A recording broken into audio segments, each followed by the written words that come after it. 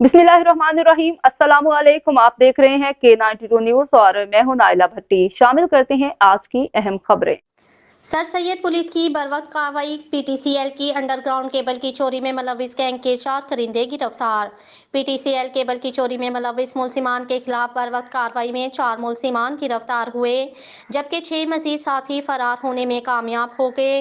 गिरफ्तार मुलजिमान की शिनाख्त सैयद आलिम खान वल्द गुलाबी खान, अजीजुल्लाह वल्द शेर वहाब, यूसुफ खान वल्द हमायूं खान और मोहम्मद सलमान शेख वल्द शबीर हुसैन के नामों से हुई। गिरफ्तार मुलजिमान के कब्जा से 3 अदद मोबाइल फोन, लोडिंग ट्रक, 17 बड़े केबल, 2 छोटे केबल, खदाई और केबल काटने के आलात और औजार बरामद।